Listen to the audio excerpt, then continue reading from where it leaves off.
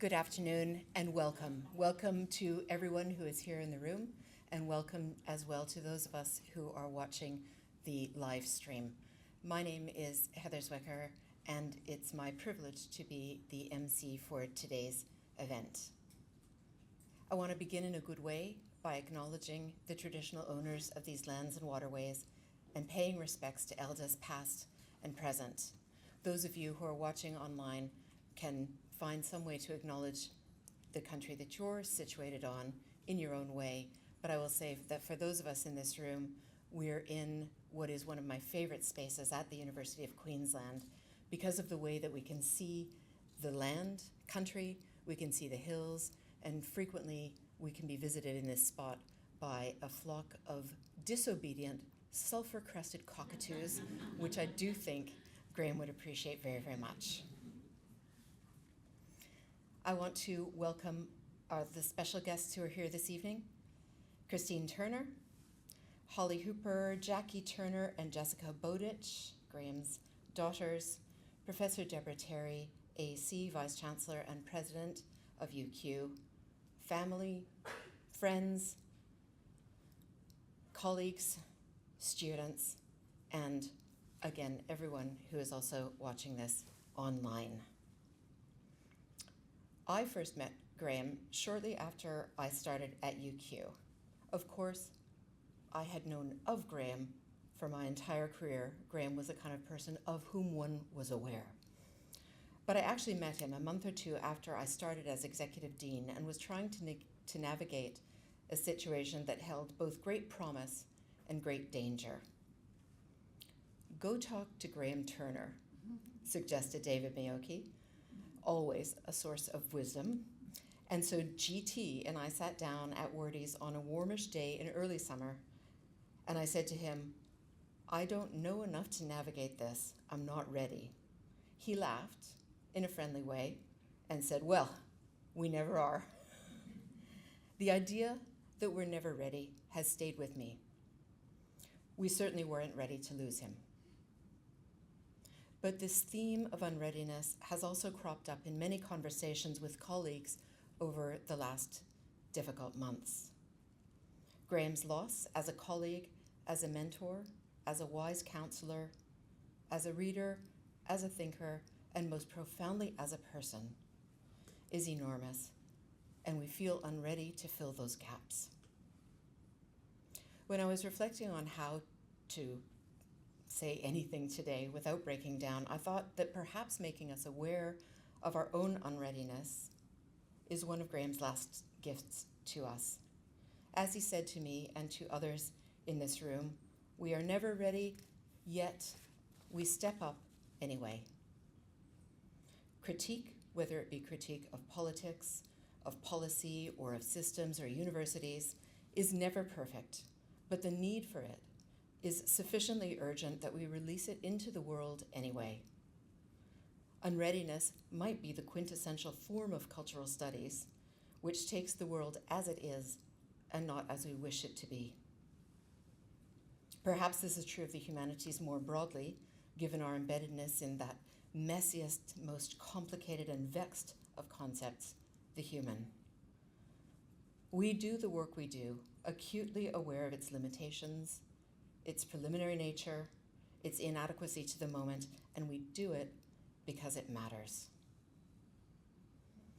I imagine I'm not the only person in this room who thinks with great fondness of Graeme's blog, which is, I think, one of the reasons that we love blogs is that they give you that sense of immediacy. These are ideas in the heat of being worked through, possibly the unreadiness, the most unready of genres. So I'm delighted to announce that Graeme's blog will now be hosted on Ostlit, where it will continue to be available thanks to the Ostlit team in the School of Communication and Arts. Graeme's loss calls on us to do what we used to rely on Graeme to do, to be better colleagues, to be active mentors, to do humanities in the public sphere the way he used to, or rather, in our own ways. To my colleagues especially, I want to say this: you may feel unready, but you are enough. Show up, do the work, lead with generosity, find your voice and enable others. This is the way that we make worlds. This afternoon, we'll have the opportunity to listen and reflect on Graeme's profound intellectual contributions and his advocacy for the humanities. Our invited speakers will share insights into his scholarship, leadership, and influence across media and cultural studies, as well as their personal reflections on what he was like as a colleague and collaborator. As the first of these speakers, I would like to introduce our Vice-Chancellor and President, Professor Deborah Terry.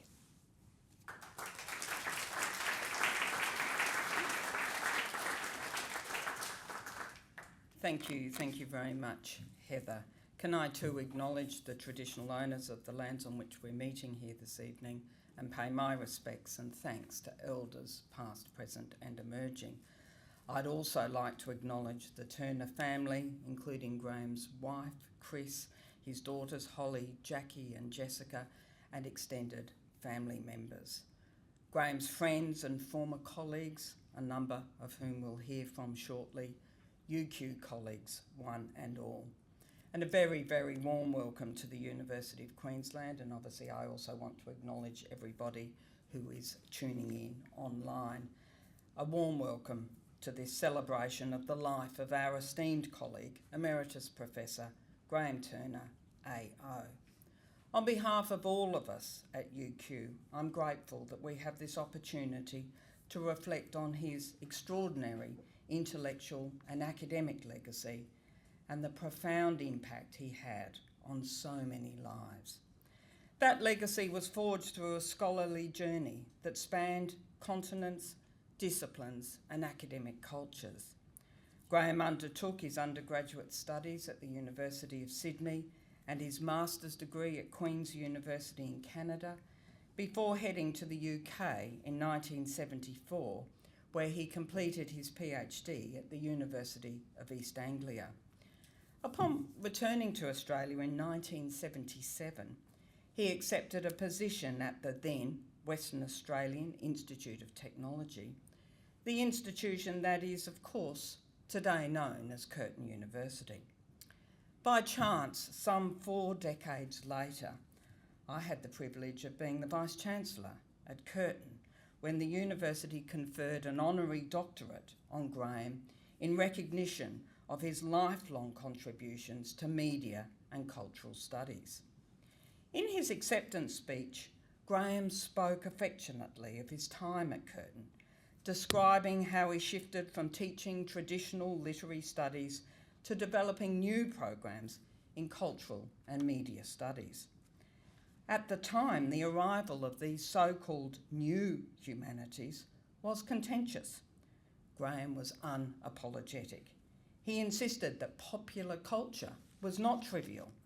Rather, it was an essential lens through which to understand power, identity and national life, particularly in a world being reshaped by rapid technological and social change.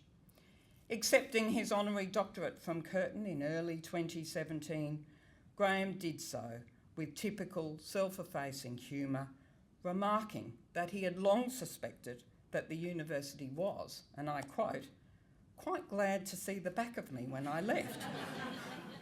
So this award is an especially welcome form of recognition and perhaps of forgiveness for all the trouble I caused.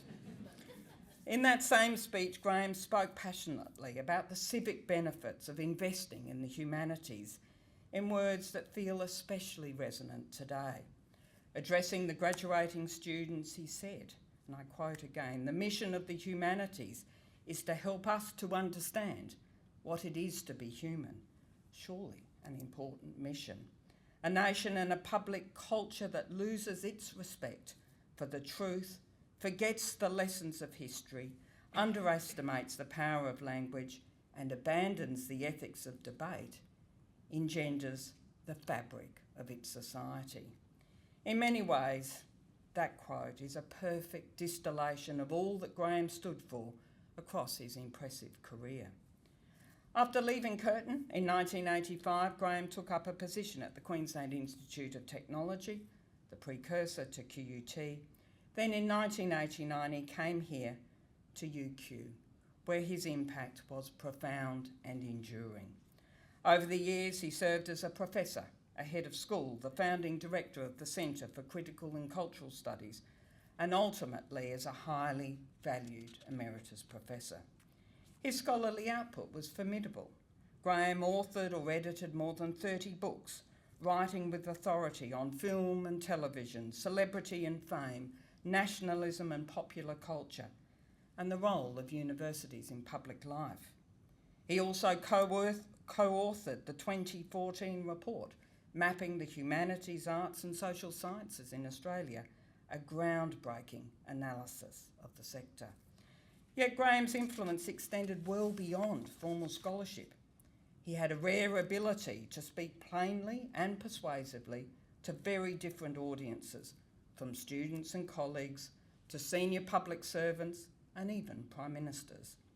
And as a result, he became one of the most effective advocates for the humanities in Australian public life. His long service to the Australian Academy of the Humanities, including as president, helped establish the Academy as a confident and credible voice in national debates about culture, education and research.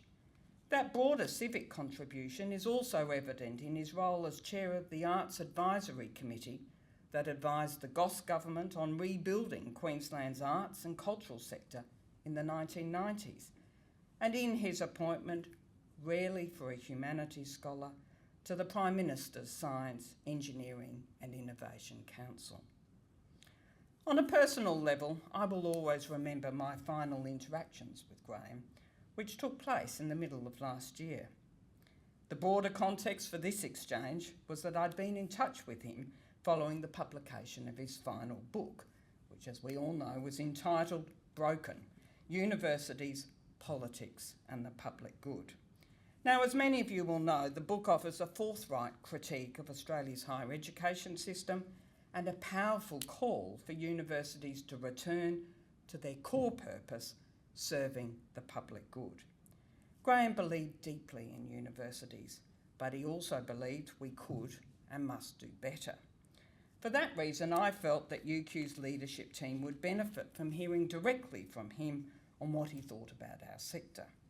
So I invited Graeme to address the university's most senior leaders, about 140 of them, at our annual management retreat. He accepted the invitation and we arranged to meet to discuss the details. At the pre-meeting, after we'd exchanged pleasantries, Graeme looked at me in his characteristically direct style and said, "Are you sure?" And he went on to say, "You know, you and your colleagues won't agree with everything I have to say." I told him I expected that to be the case, but I was not concerned, because I knew that there was immense value in our leadership team hearing from someone of Graeme's stature who was seriously grappling with the issue of eroding community trust in our nation's universities. And of course, Graeme was as formidable and compelling as ever in that session. So it was a great shock when we heard the news of his passing just 4 months later. As for so many students and colleagues over decades, Graeme shaped our thinking on issues that matter. We remain deeply grateful for the contribution he made here at UQ and to the humanities in Australia more broadly. The way Graeme concluded his acceptance speech after receiving his honorary doctorate at Curtin captured for me perfectly the essence of the person, the colleague, the mentor, and the friend that he was to so many. After recounting how early in his career he had felt compelled to counsel one of his strong creative writing students, that despite his talents, he was going to need to get a day job, Graeme had the humility and the generosity to admit that he'd been wrong. So there's many hundreds of graduating students out there, and he said he admitted he was wrong. And in his words, he went on to say, and I quote, Well, he never did get that day job. That student's name is Tim Winton. He has become one of Australia's most successful writers of fiction, and his success has come from his talent, from a strong sense of self-belief, and from the courage to follow his aspirations. There is a lesson in that for all of us. A lesson not only for the graduates that evening, but a powerful reflection of all that we admired about Graeme. Thank you for being here to remember, to celebrate, and to acknowledge an extraordinarily talented and much admired colleague. It's now my great privilege to introduce one of Graeme's close colleagues and a former president of the Australian Academy of the Humanities. He was also a former Dean and Head of Music here at UQ and has served as Vice-Chancellor of 2 London universities. Please join me in welcoming Emeritus Professor Malcolm Gillies, AM. Thank you very much.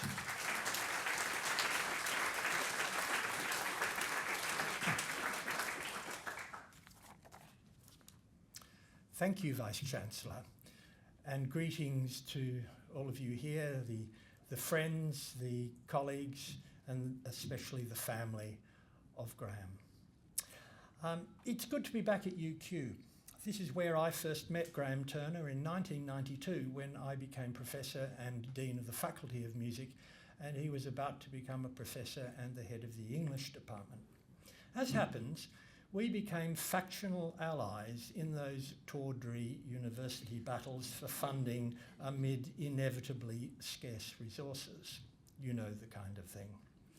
Even then, however, Graeme put much faith in well-argued change through policy, while I, brought up in political Canberra and in the performing arts, sometimes over-relied on carefully timed strategy.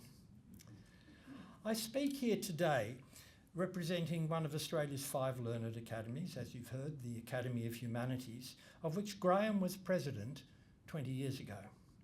And he remained a key policy advisor to the Academy right up until his untimely death.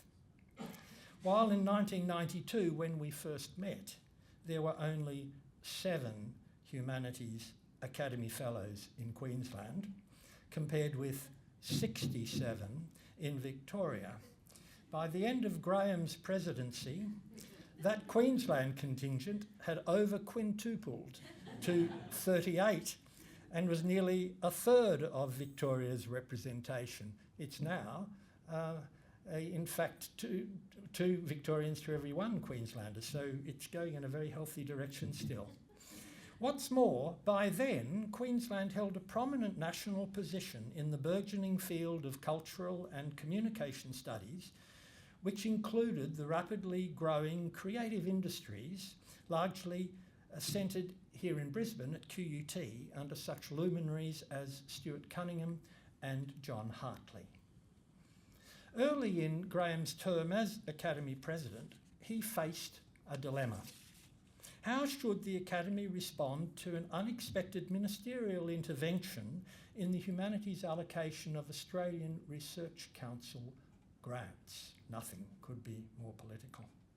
In his first presidential report of 2005, Graeme revealed his mature hand, ruling out ad hominem attacks upon individuals, particularly the minister, and shrill public protest. Instead, he declared many of our critics would be delighted to hear howls of protest from us in the humanities quarter. He played the card of providing dispassionate, independent advice on the sector to government and bureaucracy, including warnings of procedural and reputational dangers to Australia's fragile research ecosystem. He also encouraged the building of strong coalitions of trust, a rare commodity in our world today, particularly with our colleagues in the sciences. His response was, he admitted, a little undramatic, but was a masterstroke of strategy, stepping back when everyone expects you to roar forward. Little wonder that a few years later he was invited to join PIMSEC, the Prime Minister's Council, where he became indispensable in crucial research and education debates, going beyond the humanities, beyond the academies, and very often going even beyond the universities. As he moved into retirement, Graeme took on a monumental project of mapping the humanities, arts and social sciences. He had seen some early exercises of data mapping of Australian science and technology capability, and fervently believed such evidence-based studies were needed for all disciplines if Australia was to meet future needs, the ones we knew about and the ones we don't know about yet. So emerged in 2014 that landmark HAS mapping report, which he co-authored with our Academy's policy guru, Dr. Kylie Brass, who's here today. As the presidents of the Academies of Humanities and Social Sciences at that time, Professors Leslie Johnson and Deborah Terry, wrote about the work of the report in a very encouraging way. They said actually this: the report is intended to be of use to a wide range of audiences, to politicians, policymakers, researchers, teachers, universities, and to the public at large. It positions us to contribute to national conversation about the education and research system. Until now, we have only had half of the picture. Chief Scientist, Professor Ian Chubb, pithily added in his report, it is a timely reminder of HAS's essential place in building Australia's future. This consensus was a moment to treasure. Yes, Graeme truly commanded the confidence of all. He never forgot that research capability stands on the shoulders of well-distributed educational capability across diverse disciplines and approaches. From his own early College of Advanced Education days, he understood the different heritages and rewards to be encouraged within our far-flung post-secondary system. In 2014, there was much reason for optimism. Yet, in more recent years, Graeme expressed a darker view of his biggest subjects.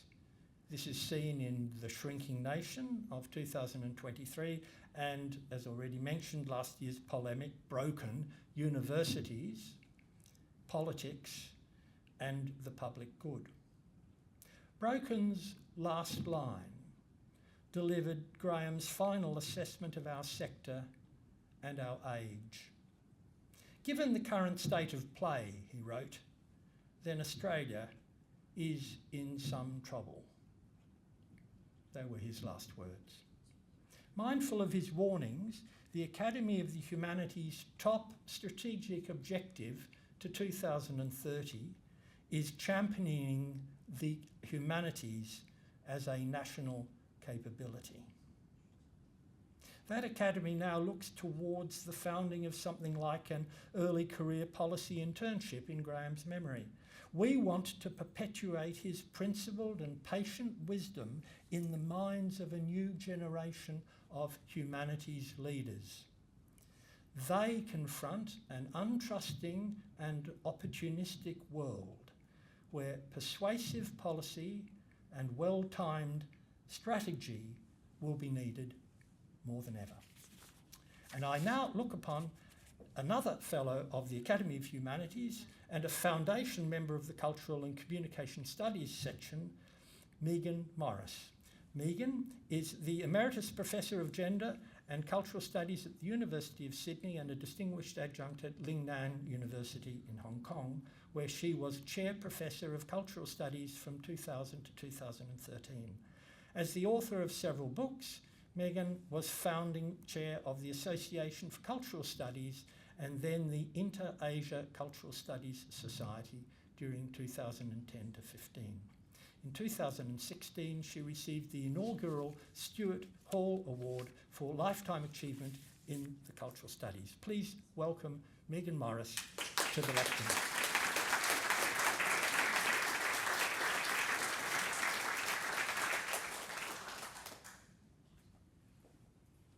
Thank you very much, Malcolm. Thank you to everybody for bringing us together, and to Graeme's family. It's hard but wonderful to be here and to see you all. I have a very long but sporadic relationship to the University of Queensland, going right back to when it hosted Australia's greatest ever French department with Peter Kreil, who is here today, Anne Friedman and the late Jean-Michel Reynaud. But over the past 25 years, I think my visits to Brisbane have all revolved one way or another around Graeme Turner and other friends like the late Tom O'Regan and others. And so here today, my feeling, being in Brisbane for the first time in years, that Graeme is not here, is that it's just wrong. I cannot absorb that fact or that reality. But at least we are relatively close, just round the bend from Suncorp.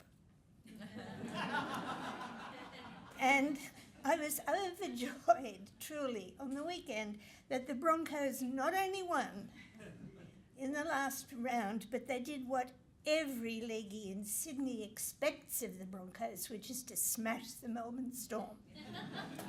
So I feel there is a spirit from Graeme that is holding us up here today. I knew him one way or another for 40 years, so I'm not going to be able in my 7 to 10 minutes to talk about Graeme's career in cultural studies alone. And I say alone because his way of teaching, researching, writing, and institutionally, as we've just heard, practicing cultural studies as a political intervention, extended the Australian version of that discipline's capacities into many, many different domains and in many directions. Some people would say he started out in Australian studies, at first literature and film, but then looking at political popular culture. I'd love to see him write a blog about Kyle and Jackie O and the implosion in Sydney radio. I mean, it was just made for Graeme to think about. In my view, as I've said before, he's the rightful successor to Donald Horne in that way of understanding the absolute foundations of Australian lived culture, lived everyday life, lived popular feeling. And this took him, as most of you here know very well, into celebrity studies, into policy critique, but also, more importantly, policy practice, as we've just heard, transnational media studies, proper media studies, not media cultural studies, and collaborative work with people who were studying the emerging forms of new media and digital culture. But under all of this, as we've just heard so eloquently, his dedication was to education as a public good, and this runs right through all that work, going right back to British cultural studies, his first major intervention. So in my few minutes, I want to focus rather on two things about leadership that Graeme knew and taught to whoever he could, to whoever would listen. The first thing is, it's all about other people, stupid. And secondly, that their well-being, their happiness, is in the most hard-headed way possible a productive force. And that leaders who ruin their staff, make them miserable, send them to nervous breakdowns when they're less than 30, are really, really, pardon my Graeme language, shit leaders. Now this is something important. Graeme's decency, Graeme's humanity, all the things that we loved about him as a person are also easily bracketed when it comes to considering hard questions of resource distribution, of policy-making decision. I want to suggest to you, on the contrary, Graeme is probably one of Australia's most successful intellectuals ever, and that's the foundation. That's why he was able to achieve all the things he did across so many fields. He was a wonderful, caring and very smart human being, and he knew what care does as a productive economic, social and cultural force in a society that remains livable. Now, how did he do that when so many humanities people broadly, but certainly cultural studies people, find it really hard to make common ground with colleagues down the corridor? We're not very nice, really. And when I wrote about this when he retired, I said that Graeme's genius was very much a matter, in football terms, of creativity in the gaps. We saw that a couple of nights ago with Sam Kerr in the semi-final, that 10-degree goal. That was Graeme at work. That was his genius in all of these levels of activity. And underneath that was the reflection continually on a practical issue. What are the conditions that enable the public good, as what he called the idea that there is a purpose behind the production and distribution of knowledge that is directed towards social and cultural well-being of a society? So I've said I think there are two things, two conditions that I can mention. Energy, certainly, decency and kindness, and the emphasis on other people, not just CV building for yourself in middle and senior management. And I don't say that in an accusatory way. I mean, I have been a middle manager. I know you have to think differently. But to keep focused on the well-being of absolutely everybody else, it's a kind of pastoral, I suppose. And this is the foundation of the type of achievement that he made. And it's an achievement that meets very real challenges in Australia. It's often disregarded how the more unpleasant, troublesome features of our sector are actually not universal.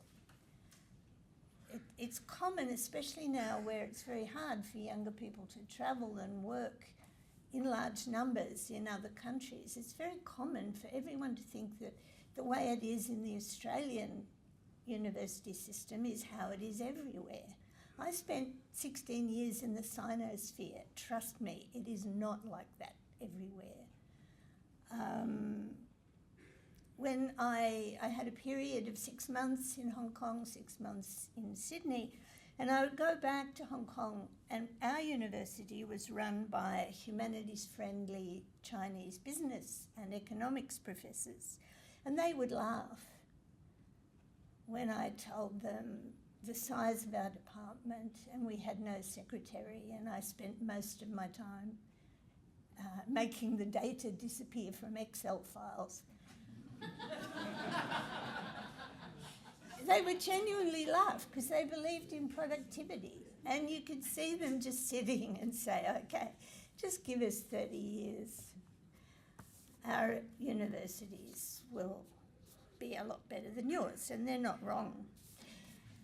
But people, given that the rest of the world is not as awful as we can be sometimes, people listen to Graeme in Europe. They certainly listen to Graeme in Hong Kong, where he would come and give advice on all of the British-initiated systems going right back to research audits, which were being installed like, alien beings in culturally very different university systems.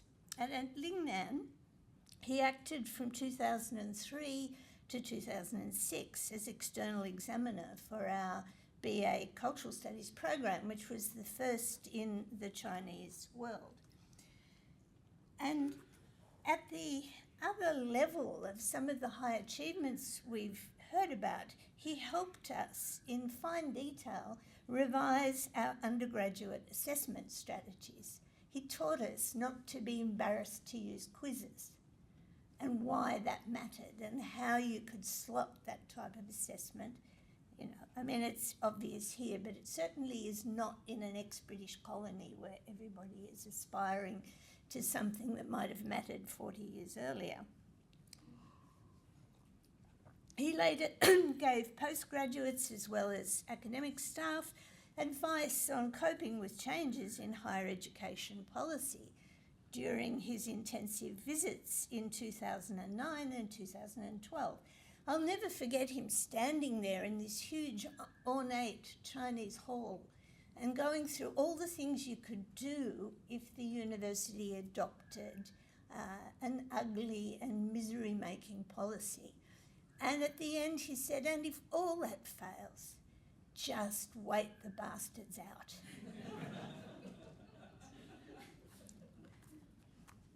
Which I would remind people of in times to come. All of these things, like Graeme's wonderful writing and clarity of expression, in some areas of our discipline are quite rare. My colleague and Graeme's friend, Anthea Taylor, often reminds me of one of Graeme's most famous lines, which is to describe a certain kind of theory as something that only dogs could hear because it was so high. He never did that, although his work was absolutely compelling at an intellectual level. But happiness, it's, you know, a slightly sooky word, I suppose, certainly in the Australian environment, and you can't achieve that wholly for every individual, obviously. But I worked for 10 years in a university where the chair professor of economics was a Taoist, and he was very keen on the happiness index as practiced in Bhutan, but it was a pretty tough ask in the Hong Kong even of those days. But nevertheless, nobody would laugh or cringe at the mention of happiness at work. It was, on the contrary, it had KPIs about how to manage it. Now, his intimately personal attention to detail when he was looking after people, students, colleagues, staff, and me, when I first became a head of department, about 6 months after having joined a university full-time for the first time in my life at the age of 50, the first thing he taught me was how to fill my diary in advance so that I could choose what meetings I'd be free to attend. And the point of this was to preserve my good temper for the benefit of the whole staff. And it absolutely worked. And then after that, I took up boxing. And I'd go to the gym and I put that in my diary because this contributes to the happiness index. And I'd go back and literally people would say to me, "Oh, Professor Morris, you are so cheerful. You are the happy professor." I think, "Thank you, Graeme." Yes. But years later, when I came back to Australia and discovered that my life was henceforth making a mess of Excel files, a month that I spent reading and writing at the Centre for Critical and Cultural Studies reminded me of why I became an academic and decided me to stay in Australia. Graeme, in that way, at an intimate, personal, but very distributed level, had national quality impact. And at the risk of embarrassing my friend, I want to point out that Anthea Taylor, one of his mentees and good friends, is just the immediate past chair of my Department of Gender and Cultural Studies at the University of Sydney. So finally, I want to modify something I wrote when Graeme retired, and I wrote a football-oriented tribute to him years ago, I said that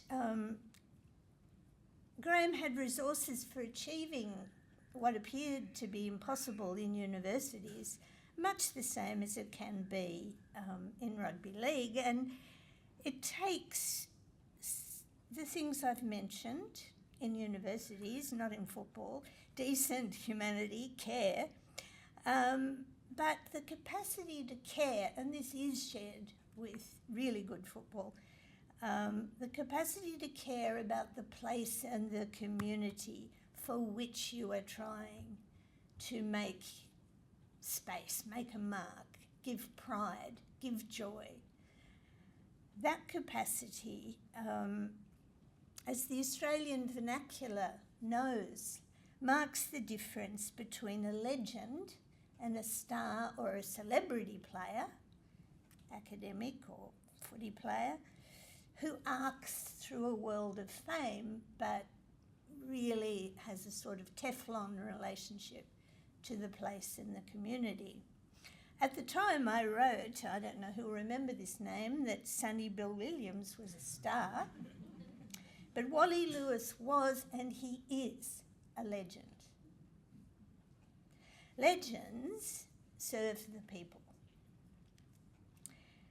They endure, they are loved and remembered for the lasting gifts that their battles bring to other people. Undoubtedly a star of several academic fields, Graeme Turner was and is a legend in this sense, which is why, however much we miss him in other ways and how wrong his absence feels and is, Graeme is and always will be with us in legend, and he won't ever be forgotten, I think. And I'd now like to pass over to Professor Melissa Belanta, Professor of Modern History at the Australian Catholic University in Sydney. And last year she was the inaugural visiting professor of Australian Studies at Seoul National University in South Korea. Melissa was a postdoctoral fellow at Graham's Centre for Critical and Cultural Studies for 6 years between 2007 and 2013. Please welcome Melissa to the lecture.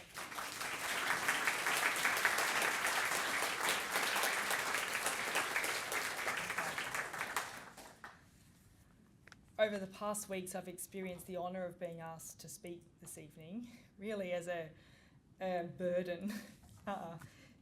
How can you possibly speak about someone that has been of incredible moment in my life personally, and also in the lives of so many people that I hold dear. And the reason that I hold them dear is because of coming together around Graeme. And so, on many occasions, actually, that responsibility has sort of given way to night-sweating trepidation as I was coming up for a hot minute anyway, as this day was approaching. Because whenever I tried to formulate what I really wanted to say or what I was thinking about Graeme, the only things that seemed to come to me were really banal. So, there were many things, but what came to me most was the kind of the words calm and unhurried, and the feeling of that, in Graeme's presence. But that didn't seem to have enough heft, to kind of focus on today. So my quandary was made worse, actually, when I found that I would be speaking after Megan Morris. Because Megan, that speech that you've just referred to, that you spoke to at the shindig, this sort of so-called retirement in 2012, has, flared in my memory, actually, ever since. It's an extraordinary speech. And one of the reasons for it, actually, was a move that you made in it. So I don't know if there might be people here that remember this, but Megan spoke briefly about her old article, Banality in Cultural Studies, and in which you expressed a frustration with versions of cultural studies that seemed like the authors of which were going through the motions. And from my memory, one of the reasons you invoked this article is because Graeme shared profoundly this sense of frustration with any rendition of cultural studies that was about going through the motions. And, you know, that is so much what so much of us love about him. And we've heard it just now about that he was never interested in jumping on bandwagons. He was never interested in sounding clever for its own sake, or anything that was busyness, that was just about academic busyness. He wanted to empower other people to approach their careers and their lives in the same way. But after you invoked that profound quality of Graeme's, Megan, you gave a twist to it, because you said that actually what Graeme did care about deeply was banality in cultural studies in another sense, which was about caring about the mundane processes and the sort of everyday details that were necessary to nurture the discipline and to nourish its participants and the wider communities and publics that the humanities are supposed to serve, which is effectively also what you've just been saying to us now.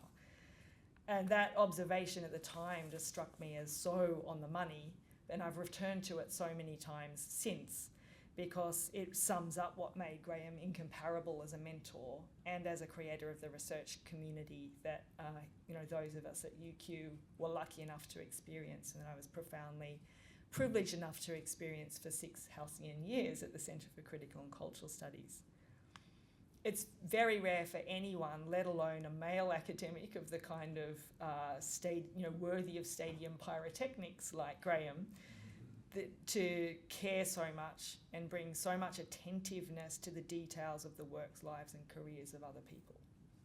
And he did this not just in relation to the people that he mentored, formally, or the students that he was supervising, but a kind of mind-bogglingly large range of colleagues and across parts of UQ and the wider humanities. Recalling this description of Graeme caring about banalities, understood in this sense, has allowed me to think again about, what I was saying about that quality of his that I began with, of sort of unrushed calm. And I'm convinced now that quality is worth kind of focusing on now, because it's part of Graeme's ability to kind of meld the small stuff with the larger stuff and that larger sense of mission, that in a really uniquely constructive way. So, about Graeme's calm. I mean, it strikes me that academics as a whole are not calm. And I might be projecting here, but, that there's the calling tends to attract people who are given to sort of self-lacerating perfectionism or peevishness or, doomsday despairing rather than serene groundedness or unhurried groundedness. And so, Graeme never allowed himself to fall prey to those qualities and was always unusual for that reason. He was a kind of freakishly grounded and calm person, I think. But more than that, I guess what I'm trying to get at is that one of his special geniuses and, his specialness was that he was grounding and caring to other people, calming to other people that he mentored in a very intentional way. So for me, the paradigmatic just scene of that, of my memories is actually mundane, of Graeme just demonstrating this quality. It's coming into the centre every morning. He was always there first. He'd be there at a desk. He'd be reading the newspaper. He'd be having a coffee. And, maybe me going in to see him or him dropping in at the office a short time later. And it didn't necessarily amount to a lot of chat, but it was always that sense of, what are you working on, and a sense of that it was always going to go beyond pleasantries, that there was something meaningful about that kind of daily interaction and attentiveness. And I'm just so sure that a huge percentage of the people that are here in this room or that are listening in to us speaking today have experienced precisely that. It's Graeme welcoming them in to sit down at his desk or giving people time on the phone. And, it doesn't have to be just talking about difficulties, but giving them time at one point and another to talk about difficulties that they were experiencing in an unhurried, listening unhurriedly and attentively to what that was. And the difficulties might have been intellectual, it might have been, wrestling with an idea or working through concepts. They might have been administrative, they might have been interpersonal, or they might have been emotional.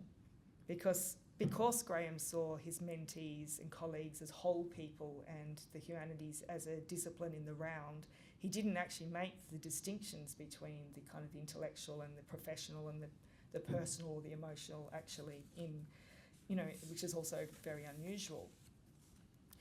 In many ways, it didn't matter what the problem was, because the point is that Graeme made you, certainly he made me feel, that you had the resources to deal with it. So his tacit message as a mentor was that while you're unlikely to make the problem go away, you could work out what the next steps were to take and you could start doing them. And he conveyed this message with a kind of easy confidence in you, in one, not dismissing the challenges that were involved, but with the power of making you feel as if you had something positive and something creative that you were going to walk out and do about them. It's really sort of also partly what, Heather, you were getting at, I think. And so when I say that Graeme was calm and calming, yeah, I guess what I really mean is that he was enabling of other people in just a very deep, essential level, as well as centred and unpeevish and optimistic in himself. And somehow that he made that kind of unhurried, enabling routine in a very demanding schedule really was kind of, worthy of pyrotechnics. It's extraordinary. It's a kind of mystery in some ways. So when I spoke to Anna Pertiera, who was another mentee of Graeme's, also a co-author of his, about this capacity for enabling calm, she put it more poetically. She said, that his care was part of his brilliance. And really, Megan, you were saying this as well. It captures GT to a T. Because it wasn't just his unhurried attention to the people in his orbit that made him a one-of-a-kind mentor. It was that his quality of constructive attentiveness to banalities, was integral to what made him a brilliant thinker. So he was always interested in the mechanics of things, and he cared about processes and the glue that allowed systems to work, or theories to be applied, or ideas or arguments to be put together. And so, I think that that interest was crucial to his contributions to cultural studies in ways that it's just not possible to talk about now. But what I will say is that you can hear that care and brilliance in the cadences of anything that he wrote. So take the last pages of his book, The Shrinking Nation.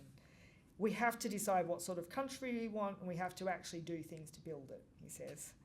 We have to think about how we build a culture that's enriching and inclusive, and about how we build communities that are inclusive, that are resilient and cohesive. And, Graeme's writing and thinking, but being, has always been about asking what we can do next to move forward, about what we want in ourselves and the humanities and the wider culture to be, without giving in to peevishness or self-mortification or despair. And I think that one of those things that those of us that are deeply in his debt can do to honour him now is to keep asking ourselves that question, so that we can keep him alive in our own lives by fostering in ourselves and in our relationships and our workplaces the grounding qualities and the multifaceted ethic of care that made GT such a brilliant entity. Thank you.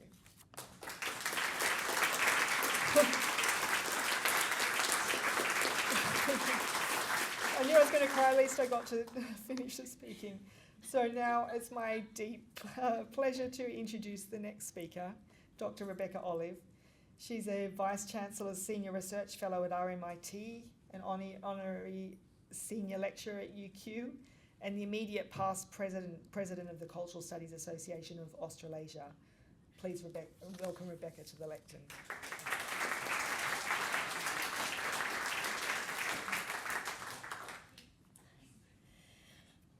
So last year, on the first day of the Cultural Studies Association of Australasia, the CSAA, at our national conference, the news filtered through that we'd lost one of cultural studies' biggest characters, our beloved GT. It was a shattering moment at the conference, and I know that at Ansgar and Taza it was the same moment there. But I must say I found a lot of comfort in being among cultural studies friends at that time, and in being together with so many people there. So while in cultural studies we hold a particularly strong disciplinary affection for Graeme, his loss has been felt so strongly across the humanities and social sciences, in which he has long been and will continue to be, as we've heard on repeat today, a giant. He was an accomplished scholar, a leader, and a provocateur. He was a mischief maker. He was a musician, a football fan, a beach walker, and he was also a really generous and funny colleague, mentor, and friend. So he was all these big, brilliant and impressive things we've been hearing about today, but I also want to continue this focus on how we learned more from Graeme than to be bold and quite sweary at times. He wanted us to be nurturing of the futures of HAS, of higher education and of universities. He wanted us to care, so we've all picked up on the same thing. And as I watched him over the time that I knew him at different symposia, at conferences, at meetings, at lots of moments in between, I saw how he made sure his own approaches to things modelled ways to do this, ways of being. He was confident, he was questioning, he was irreverent at times, but this was always based in a clear set of beliefs, values and approaches. And yes, he fought and argued and swore, he stood his ground. And he could be terrifying when he wished. But from what I saw over the nearly 2 decades that I knew him, it was always based in his really strong belief in the importance of universities and the humanities, and in allowing new research to flourish and emerge on its own terms. Even that pesky theoretical work that he was so merciless about at times. And for me, this is always really obvious in how GT was a stalwart of support, advice and critique of generations of postgrads and early career researchers, many of who are in this room. Graeme was well aware of the regard in which he was held and what his presence meant to people when he was in a room emanating gravitas, as he once just laughingly described it to me. He said he was like a handbag that would be brought out, in important moments. But he knew that this emanation of gravitas came with responsibilities. This appeared really notably in his support for postgrads and ECAs. He once told me that you've got to listen to postgraduate students because that's where the innovative work is. His tireless support of postgrads and ECAs and early career academics is so evident in how many tributes that I read to him when he passed away began with encounters with GT that people had as early career academics. So many times I watched him listen attentively to postgrads talk about their work. He listened quietly till they finished, the impassive poker face, and then he would provide meaningful feedback and maybe one of those specials, oh, that's really interesting. And so many times I listened to the gratitude, the surprising gratitude from postgraduate groups, recalling that he'd accepted an invitation for him to join them for a day, and that he'd been an active, helpful and supportive attendee in those events, because not all leading academics remain so generous across their career. So no wonder he's so admired across generations of scholars. And I got to learn all this firsthand when GT became one of my PhD advisors. And I have to say that I had no idea who he was when I asked him to be my advisor. Just thought he looked pretty good, along with Murray Phillips. And my focus on recreational sport and leisure at the beach was a topic right in his wheelhouse. And his approach to cultural studies has remained foundational in my commitment to pragmatic applied kinds of cultural studies research and theorising. At our 8 a.m. meetings at Wordy's on Mellow, while he had his black coffee, his advice to me could be quite teasing. He would tease me about my paltry 1,000 words a day in the face of his 5,000. He'd call me out for doing a little dance to avoid saying what I really meant. And it's due to Graeme that I'm cured of my overuse of the ways in which instead of how. But then when I worried with him about my future, about a job, he would say to me, just do good work. He didn't tell me exactly what good work was, but over the years I learned from watching him that this meant work that's critical and rigorous, has integrity, that it's political and always grounded in what he would call the public good. It's advice I continue to recall when I'm driven, against my will, to pore over various metrics or to navigate funding rejections. Just do good work. Work that I believe in. With his passing, this last point about doing good work feels particularly important. As he wrote in that final book, Broken, universities, I'm quoting him, universities are more than just an industry. They're a central location for the production, preservation and dissemination of knowledge, for the maintenance and investigation of a cultural heritage, and for the building of a civil society. Even though he ended up out of the classroom, he never stopped promoting the importance of teaching. Very early in my PhD, this professor made a point of telling me that teaching is one of the most important things we do as researchers. It's key to how we share our findings, our research with thousands of people across a career. In his 2011 book, What's Become of Cultural Studies, that's evidence of his passion for this exact point.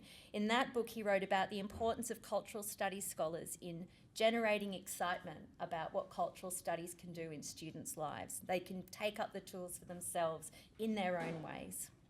So as much as his boldness and his constant work for the humanities, it's his practices of support, fun and care that I will take with me from knowing this wonderful man. It's making sure to maintain a big picture about the responsibilities of what an academic means and what this requires in often brutal contemporary universities. And in the months since he left us, I've thought a lot about the huge gap that he's left in public discussions about universities as institutions of public good, and the vital importance of the humanities. In that last book, Broken, along with the associated panels and launches that he gave, and I was really happy to attend the Melbourne one where he was in full flight, these were a gift for us, outlining issues, arguments and tools that we should be taking up to continue this advocacy. We can't any longer rely on GT's relentless energy for this fight. So as we find ourselves invited along to emanate gravitas at events and meetings, or when we're excluded from doing so, we have to remember, or I think we should remember, the responsibilities that come with seniority and a long-term understanding of the state of the industry. There's so much I've learned from Graeme that will always shape how I approach my own career as an academic, in the good work I aim to do, in the way I advise my own postgrads, in continuing to support early career academics, in attending to political and policy impacts on universities, and in a commitment to nurturing and fighting for diverse, critical and supported Haas education and research. We're going to miss you terribly, GT. Thank you.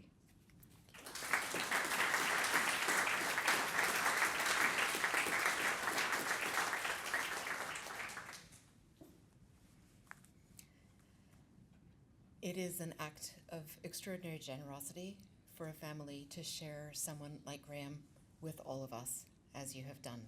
Those of us who knew Graeme professionally, we careened into him driven by curiosity or, as we've heard, possibly crisis, sometimes just by coincidence, and that developed into something else. But, you know, Chris, he chose over and over.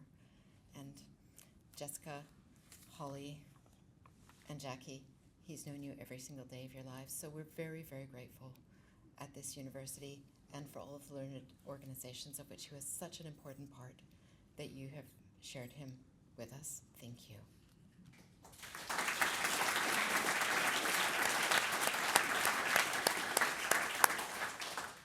I also want to say the grandkids in the second row have been extraordinarily good.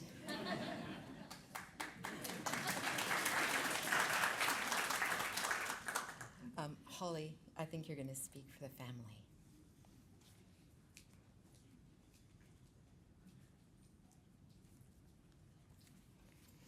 Thank you. Good evening, everyone. Yes, I'm Holly, Graeme's eldest daughter, joined here tonight, as everyone has shared. My siblings, Jessie, Jackie, and our mum, Chris, and our extended family, and my girls, who have been very well behaved, so thank you. On behalf of our family, we just wanted to say a sincere thank you for being here today. Sorry, I thought I'd make it past the first sentence, but no. To honour my dad. It means a lot to see so many of his colleagues and friends here tonight, so we really do appreciate it. Thank you particularly to UQ for organising this memorial, and thank you so much to everyone who's spoken as well to acknowledge Dad's huge contribution and legacy. As highlighted quite a few times tonight already, Dad was a remarkably humble man. Despite receiving countless accolades, you've heard them all, the awards and the opportunities throughout his life, and earning immense respect from his colleagues, students and associates. He always remained simply a good, honest and caring person. Many who met him outside the university could know him for years without ever realising the extent of his incredible achievements. Yet we know he would have been deeply touched and quietly chuffed to see you all here tonight, celebrating his life, sharing the stories of the impact he had on you and speaking so highly of his work. There are so many examples of humility, but a recent one, when he was in hospital, he was asked to fill out a Know Your Patient poster that they pop on the wall. For career, he wrote academic, and in interest, he wrote writing. Mum had to step in and add a few more things. What about those 30 plus books that you wrote and the Order of Australia, perhaps? The nurses were so impressed that a couple even brought in his latest book and had it signed by him. And when he was awarded the Order of Australia, he was genuinely surprised that I wanted to attend the ceremony at Government House. He didn't think I should be taking the day off work to attend. And I said, "Dad, you're being given an Order of Australia. Of course I'm coming." UQ has been in mine, my siblings and Mum's lives for as long as we can remember, whether through growing up with Dad's colleagues around at our place or spending time in his office on sick days or school holidays. We all have memories of starting at Wordsmith's Cafe, setting up camp in his English department office, decorated with the Mambo poster and the Kylie Minogue front cover of Fame Games on the wall, and always a depleted palm in the corner of the room. Dad was an early riser, starting the day with a coffee in his favourite armchair at home, and papers were all read by 6:30. He was always reading a huge array of books as well, so broad in genre, from politics, media, music, sport, the latest on social media, Netflix and other trends. His interests were very broad and varied. As all-consuming as his work life was, Dad managed to balance his family life and his career with remarkable ease. Home by 5, he cooked dinner, he was at performances, sports, events, and in the background there was a book on the go, founding a centre, doing some radio interviews, writing an article and doing the washing. Dad was quite pedantic about doing the washing, much to Mum's surprise. Yes. For Dad, work wasn't really work, it was just part of who he was. He was trying to make a difference in the world, and his most recent books that have been mentioned are certainly stirring up some bold questions that grab interest across Australia and internationally. Since his passing, we've heard so many recollections of his patience, his generosity, and his time. These attributes weren't just part of his work, they were part of who he was that we saw every day as well. Whether he was mentoring a student or helping us with our homework, job applications or assignments, he always gave his time and energy freely. Although annoyingly, he never edited the assignments. He only marked them up with the red pen with some suggested improvements and changes. But beyond his passion for his profession, he loved making music, travelling, seeing the Broncos win, and drinking good coffee. While we will miss him so much, there's comfort in the incredible legacy that he leaves behind, the impact he made across the industries he wrote about, taught and lectured on, but also the impact he had on so many people for just being a bloody good bloke. He was always there for sound advice and conversation. Many, like us, are better people having known him. So thank you for holding him in the same high regard as we do.